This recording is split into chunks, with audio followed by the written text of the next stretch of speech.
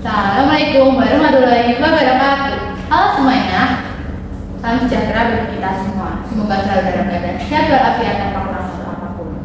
Perkenalkan, saya Kaya Ernita Alzada dari Prodi Jurusan 24023 dari Program Studi Pendidikan Administrasi Perkantoran Universitas Blancaran. Dan di sini saya akan menyampaikan materi mengenai gimana sih caranya memanage waktu yang baik agar kita sebagai mahasiswa bisa lebih aktif belajar, aktif organisasi, namun tetap produktif. Nah, sebelum masuk ke materinya, kita lihat realitanya dulu nih. Berdasarkan survei Kemendikbud tahun 2023, 80% mahasiswa masih kesulitan membagi waktu antara kuliah dan organisasi. Teman-teman pernah nggak sih dari pagi sampai siang itu kuliah, kemudian sorenya masih rapat organisasi, dan saat malamnya kita akan mengerjakan tugas, tapi malah ketiduran. Itu nggak cuma satu atau dua orang, tapi rata-rata mahasiswa pasti pernah mengalaminya. Maka dari itu kita harus bisa manajemen waktu dengan baik agar kita bisa mengerjakan tugas dengan tepat waktu. Kemudian ada pengertian manajemen waktu. Apa sih manajemen waktu itu? Manajemen waktu adalah proses perencanaan, pengorganisasian dan pengendalian waktu secara efektif untuk menyelesaikan berbagai aktivitas dalam batasan waktu yang tersedia. Jadi manajemen waktu ini nggak hanya kita menyusun jadwal, tapi bagaimana cara kita mengendalikan waktu agar bisa menyelesaikan tugas dengan tepat waktu. Kemudian ada manfaat manajemen waktu. Yang pertama ada meningkatkan prestasi akademik. Jika kita sudah bisa membagi waktu dengan baik, kita pasti bisa belajar untuk persiapan ujian dengan tidak terburu-buru. Kemudian ada kita bisa menyelesaikan tugas dengan lebih awal, tidak dikejar deadline. Kemudian ada kita bisa mengerjakan tugas dengan lebih cermat lagi. Kemudian ada tetap aktif di organisasi atau komunitas. Jadi kalau kita sudah bisa membagi waktu dengan baik, kita pasti bisa membagi waktu antara untuk akademik dan akademik. Jadi akademik untuk belajar dan akademik untuk seperti rapat organisasi, ikut komunitas atau ikut kepanitiaan tanpa mengurangi waktu untuk belajar. Kemudian ada mengurangi stres dan tekanan mental. Jadi kalau kita mesti menunda-nunda untuk mengerjakan tugas dan sampai dikejar-kejar deadline, itu pasti sering membuat kita stres. Maka dari itu kita harus bisa memanage waktu dengan mengerjakan tugas tanpa menunda-nunda. Kemudian ada memberikan ruang untuk pengembangan diri. Jadi jika kita sudah bisa mengerjakan waktu dan kita tidak punya tugas yang mendesak, kita bisa melakukan hal-hal positif seperti berolahraga, mengikuti webinar, meditasi, dan sebagainya. Kemudian ada pilar utama manajemen waktu.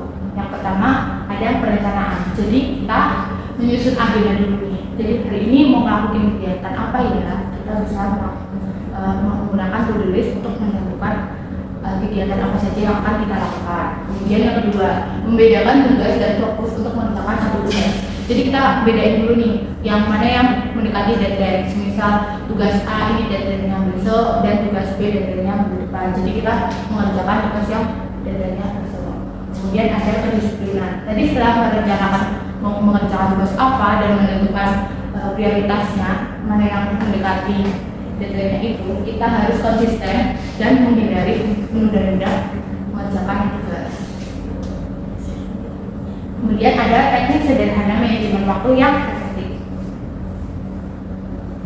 Yang pertama ada teknik Pomodoro. Jadi teknik Pomodoro ini kita bisa mengerjakan sesuatu dalam waktu 20 menit, kemudian kita istirahat selama 5 menit dan diulangi seperti itu selama 4 kali. Jadi misal dalam 25 menit ini kita mencari materi, kemudian setelah itu kita istirahat dulu seperti mungkin makan, ke kamar mandi, dan seperti itu.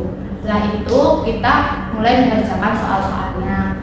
Situ istirahat 5 menit dan diulang sampai 4 kali.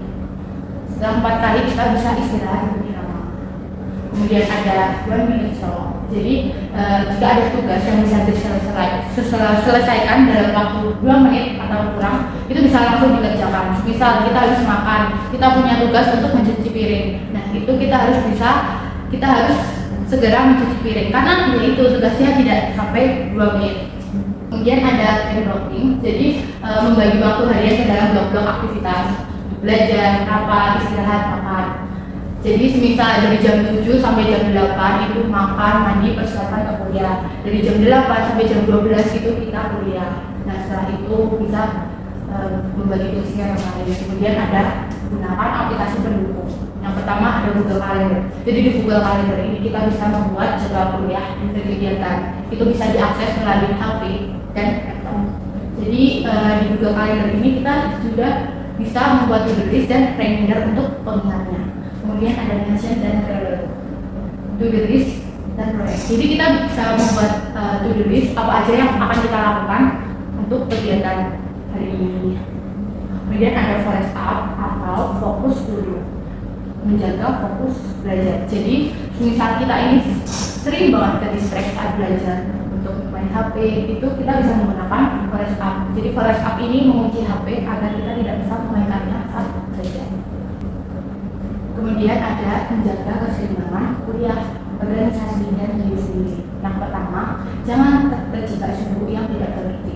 Sering nih mahasiswa sangat bangga kalau dirinya itu sibuk, bikin rapat-rapat, panitian, tugas. Tapi kalau ditanyain, kamu udah ngerjain apa, udah selesai apa, tapi ternyata dia belum menyelesaikan apa-apa. Kemudian yang kedua, sisihkan waktu untuk diri sendiri. Jangan anggap kalau kita me time itu mengurangi waktu untuk produktif. Justru itu cara kita untuk mengurangi stres dan burnout. Kemudian ada yang ketiga, komunikasi dan dedikasi. Di setiap penugasan seperti kelompok itu kita harus bisa membagi tugas dengan adil agar beban tugasnya itu tidak terlalu banyak. Yang keempat ada berani mengatakan tidak. Jangan apa-apa iya-iyain. Jadi kalau kamu nggak suka, kamu nggak mau ditolak. Kalau kamu sibuk seperti baru menyiapkan ujian UTS, kamu diajak untuk ikut kepanitiaan ini, kamu bisa menolaknya. Karena kalau kamu apa-apa iyain, kamu itu berarti mengurangi waktu yang kamu miliki. Nah, manajemen itu bukan berarti kita menjadi sosok, tapi bagaimana cara kita mengatur waktu yang kita miliki agar kita tidak dikendalikan oleh keadaan. Kemudian dengan kita bisa mengatur waktu dengan baik, kita bisa menghindari stres, memiliki waktu untuk berkembang dengan baik, berkarya, dan kita beristirahat dengan lebih tenang. Jangan menunggu besok untuk mulai mengatur waktu, tapi mulailah dari satu tugas, satu jadwal, satu kebiasaan, satu langkah kecil di hari ini, dan jangan menunda-nunda. Karena masa depan itu dibentuk oleh apa yang kamu lakukan hari ini, bukan besok. Sekian dari hasil presentasi saya. Semoga bermanfaat untuk teman-teman. Sekian. Wassalamualaikum warahmatullahi wabarakatuh.